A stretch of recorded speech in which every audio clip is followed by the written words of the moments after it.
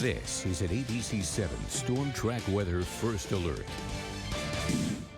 Well, welcome back and a very happy Sunday to you all. We are giving you a live look out towards Las Cruces to show you that it's not just here in the El Paso area that we're dealing with those blowing dust and sand, strong wind gusts, and some light sprinkles. Las Cruces as well. Can't really see the mountains in that area, but you can see plenty of cloud coverage, and those trees are swaying back and forth just a little bit, but nonetheless, it still looks pretty nice out there. Let's bring things back, though, to talk more about that ABC-7 first alert. Weather alerts in place, that wind advisory for pretty much all across the region. As you can tell, portions of Las Cruces, Chaparral, El Paso, all the way towards Sierra Blanca and Van Horn. So if you are going to be traveling in that direction on I-10, just travel with caution because blowing dust and sand could impact your commute. And on top of that, we are tracking some light sprinkles as well. Let's get to those winds, though, because that's the big story for today. 45-mile-per-hour wind gusts is what we're tracking in the Las Cruces area. So stronger out there compared to us, but nonetheless, we still have those strong wind gusts in El Paso. This is over towards El Paso International Airport, 39-mile-per-hour wind gusts. Pretty much all across the region, we're tracking those strong wind gusts, but things are calming down out towards Sierra Blanca and Van Horn with gusts of up to 12 and 11 miles per hour.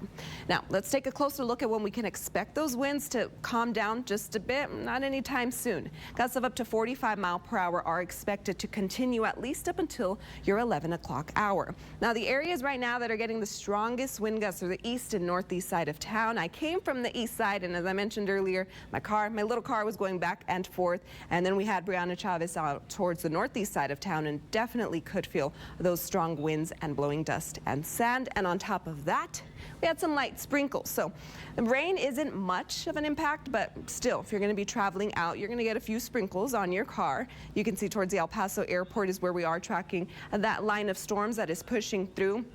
Now I'm going to give you a wider view just to show you that we still do have some storm cells popping up, so we can't rule out the chance to continue to track storms in our forecast for tonight. But Brianna had mentioned that she was cold out there, and that's because you have those winds and then you have some of that rain. So rain cool air makes those temperatures feel a bit cooler than what it's showing on the map. We have 57 here in El Paso. 53 is the current condition in Las Cruces, with cooler temperatures for Deming and Silver City in those 40s and in those 30s. So let's break it down tonight. Mostly clear skies, but we still have that slight chance for some rain, and windy conditions will continue even for tonight. Winds continue for Las Cruces with 32, the expected overnight low. Now our temperatures are going to get even cooler as another storm system pushes through. 48 is the expected high for Tuesday.